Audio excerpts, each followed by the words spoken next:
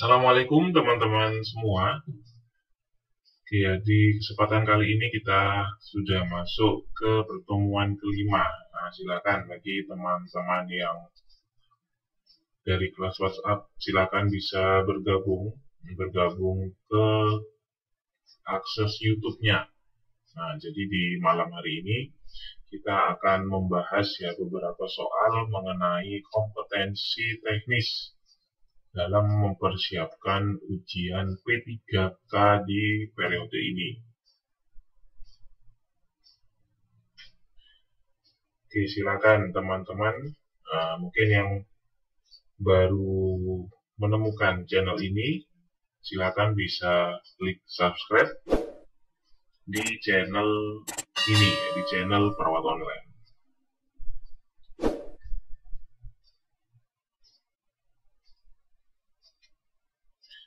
Oke, salam kenal semuanya bagi teman-teman yang sudah bergabung ya di live YouTube pada malam hari ini.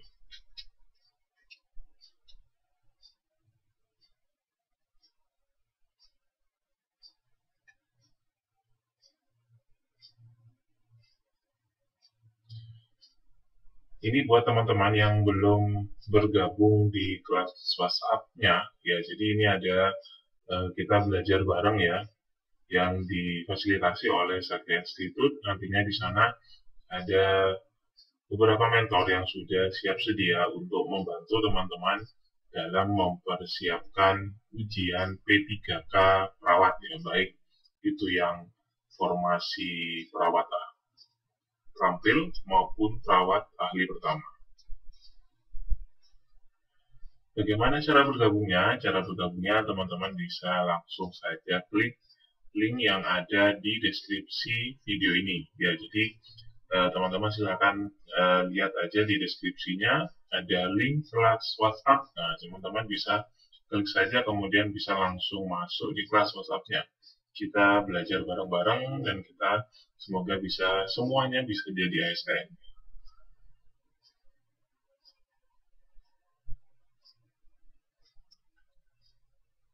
Oke, langsung saja kita masuk ke latihan soalnya. Soal nomor 1 ini ya. Seorang wanita berusia 50 tahun dirawat di ruang penyakit dalam dengan keluhan sering kencing, makan, dan minum. Pasien dianjurkan oleh dokter akan diberikan insulin.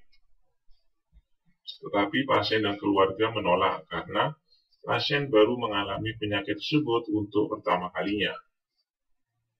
Apakah masalah keperawatan pada kasus di atas? A. Ansietas, B. Gangguan nutrisi, C. Kekurangan volume cairan, D. Kelebihan volume cairan, E. Defisit pengetahuan.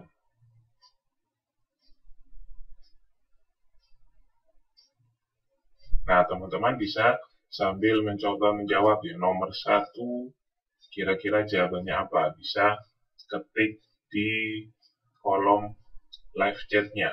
Nah, soal nomor 1, kira-kira jawabannya apa aja?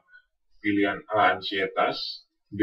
Gangguan nutrisi, C. Kekurangan volume cairan, D. Kelebihan volume cairan, E. Defisit pengetahuan.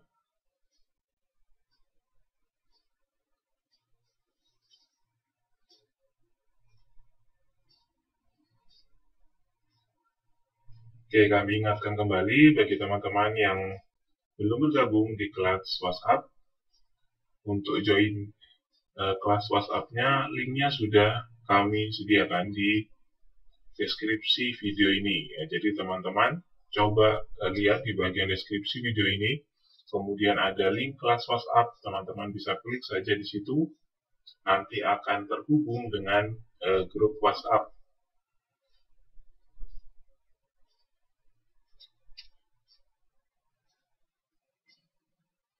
Kita kembali ke soal nomor 1.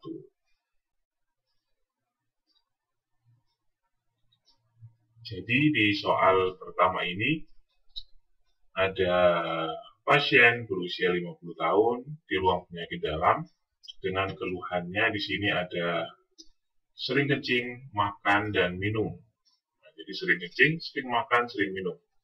Nah, ini adalah tanda-tanda dari pasien mengalami diabetes. Pasien dianjurkan oleh dokter diberikan insulin, tetapi pasien dan keluarga menolak. Pasien dan keluarga menolak. Kenapa kok menolak? Karena pasien baru mengalami penyakit tersebut untuk pertama kalinya. Jadi pasien ini baru tahu kalau ternyata si pasien mengalami penyakit DM. Dan dia menolak untuk diberikan insulin. Jadi, apa masalah keperawatan pada kasus ini?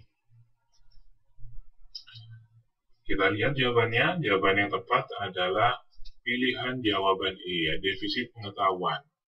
Kenapa defisit pengetahuan? Karena pasien ini baru pertama kali. Nah, baru pertama kali artinya pasien ini belum terpapar ya mengenai penyakit DM. Nah, jadi yang sebaiknya kita lakukan ya adalah memberikan edukasi atau pendidikan kesehatan mengenai penyakit diabetes mellitus ini, sehingga nantinya pasien maupun keluarga bisa berkenan untuk diberikan insulin.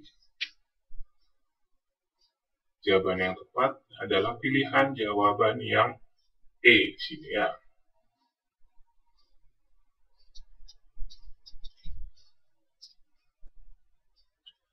Apa ada yang perlu didiskusikan di soal nomor 1? Silakan teman-teman.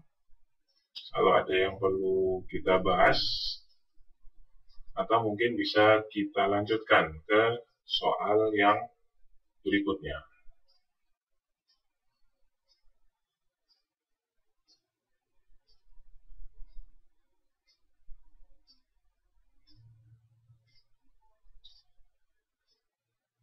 Baik, kita masuk ke soal nomor 2.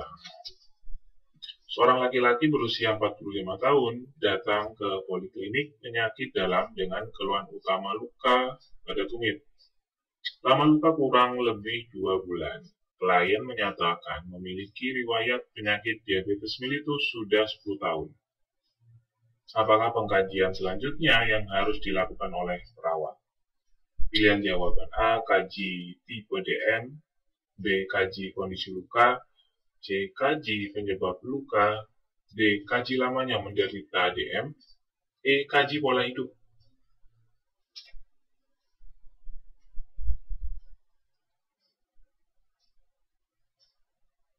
Sebelum saya buka jawaban yang benar, teman-teman bisa silakan mencoba menjawab.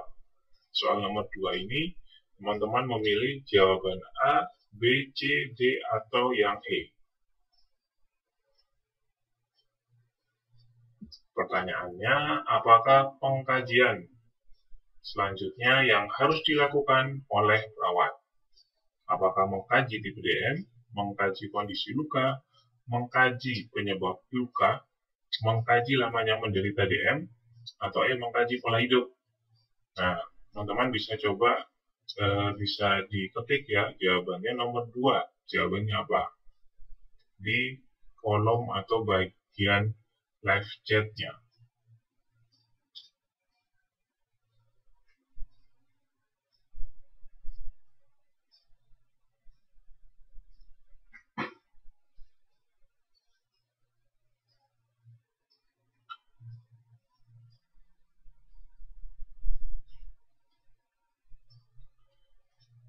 Baik, langsung saja kita lihat jawaban yang tepat di sini adalah pilihan jawaban B, kaji kondisi luka. Kenapa kita harus mengkaji kondisi luka? Jadi pada soal nomor 2 ini lebih ditekankan pada keluhan utama yang muncul pada pasien.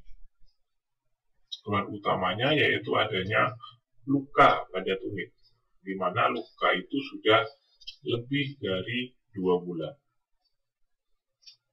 Jadi fokus kita di sini adalah mengenai lukanya, ya. Karena lukanya juga berkaitan dengan ternyata pasien ini punya riwayat DM. Nah, dikhawatirkan nanti bisa menjadi gangren. Maka yang harus kita lakukan adalah segera kaji kondisi lukanya, sehingga kita bisa menentukan untuk langkah selanjutnya.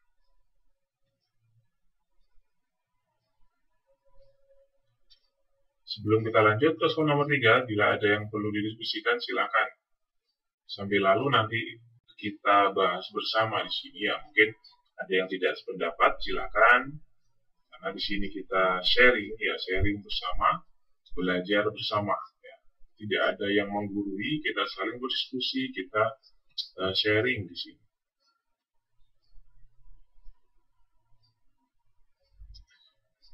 Baik, kalau tidak ada, kita lanjut soal nomor 3.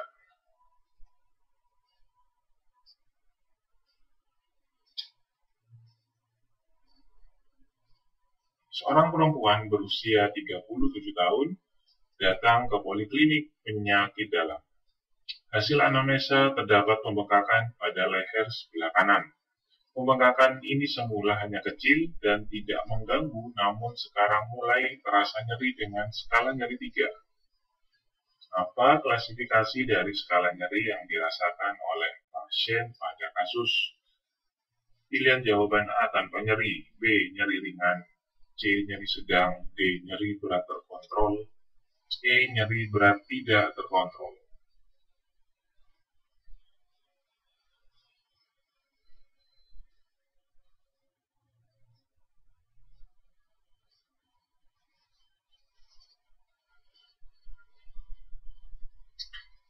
Silakan bisa mencoba kembali untuk menjawab soal nomor 3. Jangan lupa diberi nomor 3, kemudian jawabannya A, B, C, D, atau E. Teman-teman bisa mencoba mengetik jawabannya di kolom live chat.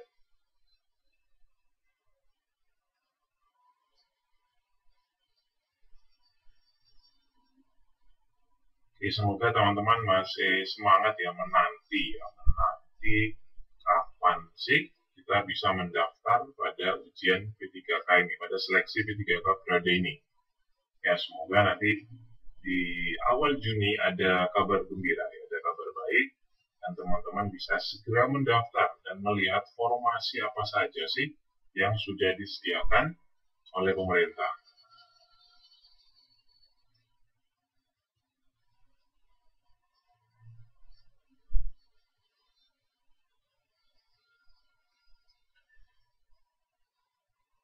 Oke, dalam kasus nomor 3, ada seorang perempuan 37 tahun datang ke poli penyakit dalam. Hasil pengkajian, ternyata pasien perempuan ini terdapat pembengkakan pada leher sebelah kanan. Pembengkakan itu awalnya kecil dan tidak mengganggu, namun lama-kelamaan mulai rasa nyeri. Skala nyerinya disebutkan di sini adalah skala nyerinya 3. Jadi kita tinggal fokus ke skala nyeri ini. Skala nyeri 3 itu masuk dalam nyeri apa? Bisa kita lihat jawaban yang tepat di sini adalah pilihan jawaban B, adalah nyeri ringan. Karena skala nyerinya 3, maka dia masuk dalam klasifikasi atau kelompok nyeri ringan. Oke ya, saya rasa tidak ada masalah di soal nomor 3. Karena skala nyerinya 3, maka nyeri ringan. Oke, kembali kami ingatkan kepada teman-teman yang sudah bergabung di live YouTube ini dan belum masuk di kelas WhatsApp. Cara joinnya adalah tinggal teman-teman klik saja link yang ada di deskripsi video.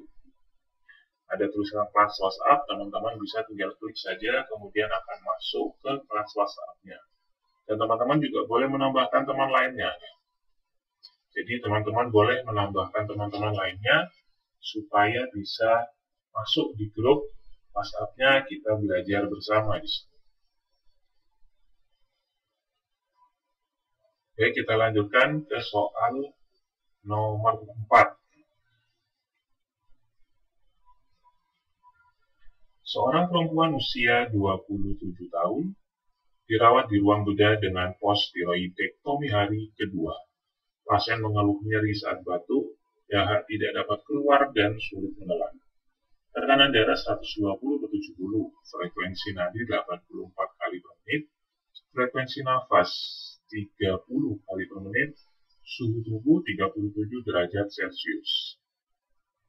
Apa masalah keperawatan yang tepat pada kasus di atas? Pilihan jawaban A, bersihan jalan nafas tidak efektif, B. Pola pernafasan tidak efektif. C. Kerusakan pertukaran gas. D. Resiko infeksi. E. Nyeri akut. Oke, sebelum saya buka jawaban yang benar, teman-teman bisa mencoba kembali soal nomor 4. Kira-kira teman-teman akan menjawab pilihan jawaban A, B, C, D, atau yang E.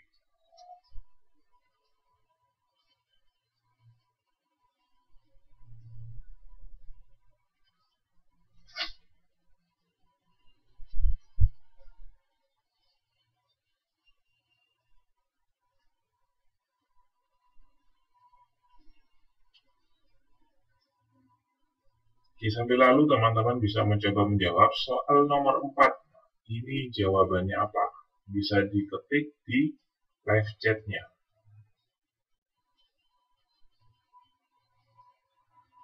Kembali lagi ke kasus nomor 4. Kita coba untuk menganalisa kasus nomor 4 ini. Perhatikan keluhan pasien di sini. Pasien mengeluh nyeri saat batuk, ada dahak, tidak dapat keluar, dan sulit menelan. Jadi pasiennya ada batuk, ada dahak, tidak dapat keluar, dan sulit menelan. RR-nya 30 kali per menit. Tekanan darah normal, frekuensi nadi masih normal, suhu tubuh masih normal. Jadi yang berada di ambang batas normal yaitu respiratory rate-nya atau frekuensi nafas sebanyak 30 kali per menit. Ada dahak yang tidak dapat dikeluarkan. Berarti jawaban yang paling benar adalah pilihan jawaban A. Bersihan jalan nafas tidak efektif karena pasiennya ada batuk, kemudian dahak yang tidak dapat dikeluarkan.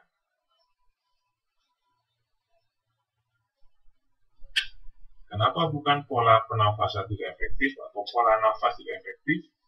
Karena di kasus nomor 4, pasiennya memiliki ciri-ciri ada dahak, ada batuk, maka dia lebih condong atau lebih mengarah ke bersihan jalan nafas.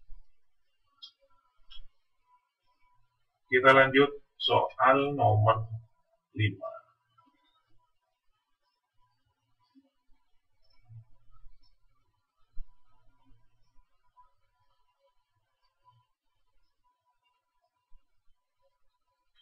Seorang laki-laki berusia 53 tahun dirawat di ruang penyakit dalam dengan keluhan sesak nafas.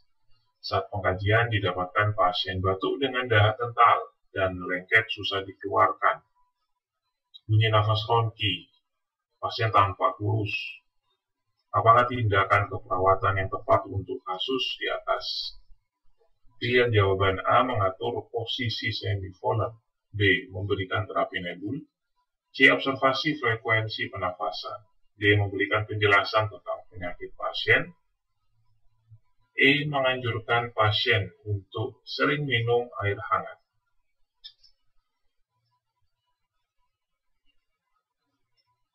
Teman-teman yang sudah bergabung bisa mencoba menjawab. Nomor 5, jawabannya apa? Di kolom live chat-nya.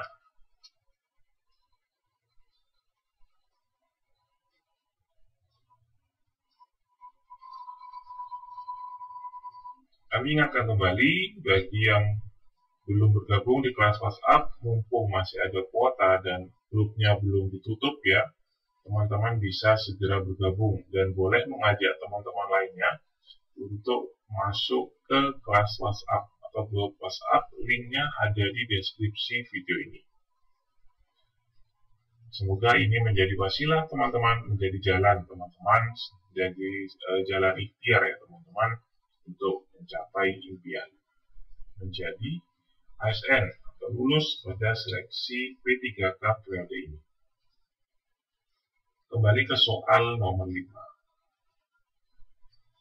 Yang belum menjawab bisa coba menjawab, ketikkan di kolom live chat-nya.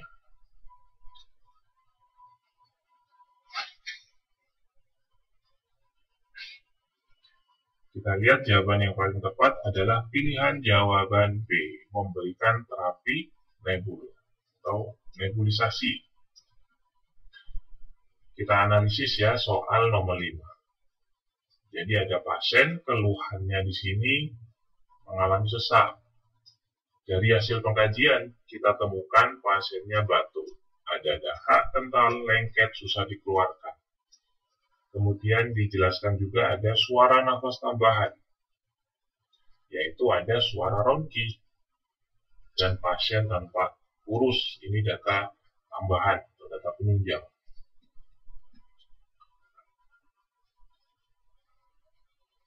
Dari pasien atau dari kasus soal nomor 5, ini bisa kita tentukan untuk diagnosis keperawatannya atau masalah keperawatannya, yaitu berkaitan dengan bersihan jalan nafas, karena ada suara nafas tambahan, yaitu ada ronki di sini. Kemudian ada dahak, ada batuk. Maka diagnosis keperawatannya adalah bersihan jalan nafas tidak efektif.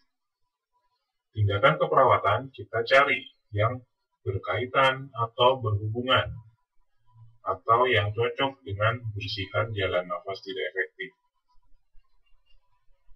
Maka jawabannya yang pilihan jawaban B, memberikan terapi nebul. Supaya apa? Supaya dahak yang awalnya lengket dan susah dikeluarkan, dengan kita beri terapi nebul, bisa dengan Ventolin, bisa dengan salbutamol, bisa juga plus diberi busulfon. Nah, maka harapannya adalah dahak ini mudah dikeluarkan, sehingga suara ronki akan menjadi minimal. Jadi pilihan yang tepat ada di jawaban B.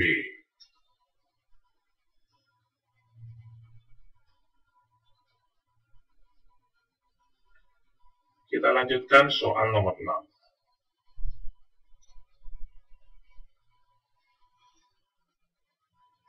Seorang laki-laki berusia 63 tahun dirawat di ruang penyakit dalam dengan keluhan sesak nafas.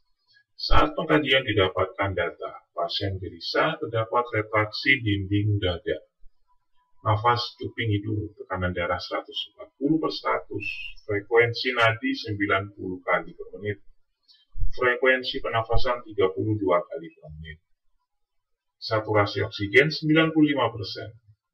Setelah kolaborasi dengan dokter, dianjurkan diberi oksigen 3 liter per menit.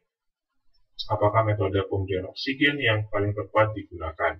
Pilihan jawaban A, non-rebreathing masker atau NRM, B, rebreathing masker atau RM, C, masker sederhana atau simple mask, D, masker Venturi, E, nasal kanul.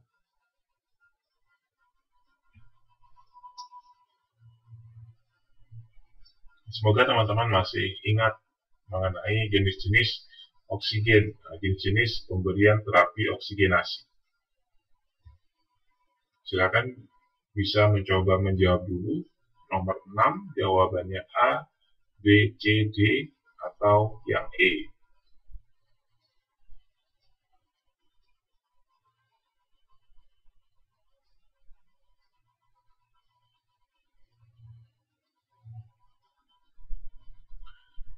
Kita buka, jawaban yang tepat adalah pilihan jawaban E. Nasal kanul. Perhatikan kalimat terakhir yang ada di kasus. Setelah kolaborasi dengan dokter memberikan advis, yaitu pemberian oksigen dengan kapasitas 3 liter per menit atau 3 LPM. Kalau 3 LPM berarti yang cocok di sini adalah yang nasal kanul. Biasanya 2-3 tuh pemberian oksigen nasal kanul. Kemudian bisa meningkat dengan simple mask, kemudian meningkat lagi dengan NRM, meningkat lagi bisa dengan Johnson Rees dan seterusnya. Jadi jawaban yang paling tepat adalah pilihan jawaban E, yaitu dengan memberikan terapi oksigen menggunakan nasal kanul.